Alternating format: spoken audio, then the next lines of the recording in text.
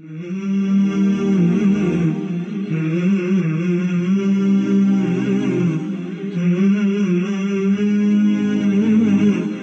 if you look at the kalima of Tawheed, which we say, La ilaha illallah, that there's no deity worthy of worship. The ruh, the essence, the soul of that is to single out the Rabb, the Lord, the Creator, the Owner, the one who controls all affairs, the one who dictates all affairs, the one who's in charge of all affairs, the one who plans all affairs, the one who provides for sustenance.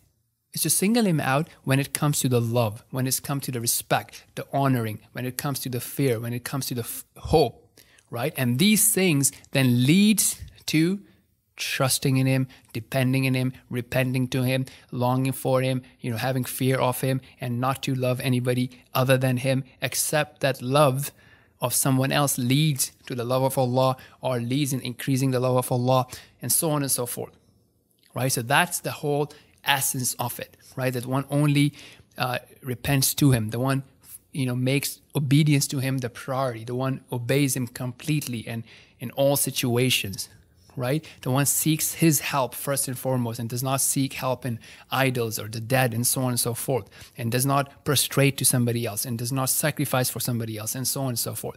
And that is the essence of Tawheed, and to give its full haqq, full rights, right? As Allah subhanahu wa ta'ala says in Quran, praising the people, Allah subhanahu wa ta'ala says in Surah Al-Ma'arij, وَالَّذِينَ هُمْ بِشَهَادَاتِهِمْ قَائِمُونَ. And these are the people that upon their testimonies, they are firmly standing, right? So this is giving the haqq, the right of the shahada.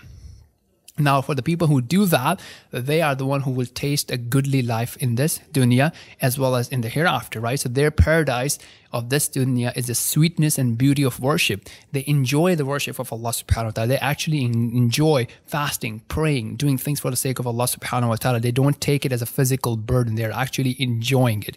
And then in the hereafter, they are blessed with the Jannah and the goodly life in the Jannah. As Allah subhanahu wa ta'ala says, مَنْ عَمِلَ صَالِحًا مِنْ ذَكَرٍ أَوْ أُنْثَى وَهُوَ مُؤْمِنٌ فَلَنُحْيِيَنَّهُ حَيَاةً طَيِّبَةً. Whoever does good deeds, whether it be a male or a female, and he's a believer, Allah will give him a goodly life. Allah will definitely give him a goodly life.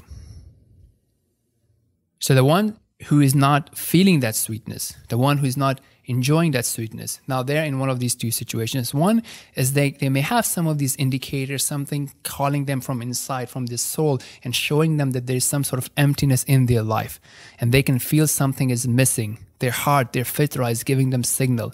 But now what would happen is either they don't have the knowledge of how to pursue the Creator, or they don't have the courage and the tawfiq and the facilitation from Allah subhanahu wa ta'ala. Or the other type of people are the ones who are busy and drowning in the love of dunya and what the dunya has. So they may be busy chasing and enjoying fame, wealth, men or women, and so on. Similar to someone who is fully intoxicated, that he may see his home, his car burning down, but would not be aware of the loss because he's intoxicated. So even if he's missing out, he does not realize that loss until he wakes up, until he sobers. And for some people, this awakening, this sobering happens at a very late time when nothing can be done, and that is at the time when they are facing death.